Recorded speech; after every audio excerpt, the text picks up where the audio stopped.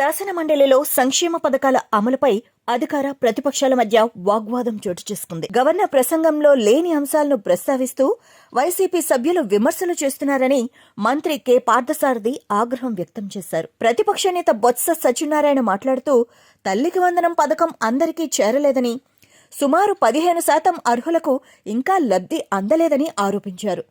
తన వ్యాఖ్యల్లో తప్పు ఉంటే ఉపసంహరించుకొని సభకు క్షమాపణ చెప్పేందుకు సిద్ధమని తెలిపారు. దీనికి మంత్రి పార్థసారథి స్పందిస్తూ గత ప్రభుత్వంలోని అమ్మఒడి పథకం కుటుంబంలో ఒక్కరికే పరిమితమైందని గుర్తు చేశారు. ప్రస్తుత ప్రభుత్వం తల్లికి వందనం కింద ఇంట్లో చదువుతున్న ప్రతి విద్యార్థికి ఏటా 15,000 చొప్పున అందిస్తున్నట్లు తెలిపారు. బ్యాంకు ఖాతా సమస్యల కారణంగా లబ్ధి అందని వారికి మళ్లీ అప్పీలుకు అవకాశం కల్పించామని చెప్పారు. అదేవిధంగా అన్నదాత సుఖీభవ కింద కేంద్ర సహాయంతో కలిపి రైతులకు ఏటా 20,000 అందిస్తున్నామని, ధాన్యం కొనుగోలు చెల్లింపులు 24 గంటల్లోనే రైతుల ఖాతాల్లో జమ చేస్తున్నామని మంత్రి పేర్కొన్నారు. దీంతో సభలో కొంతసేపు ఉద్రిక్తత నెలకొంది.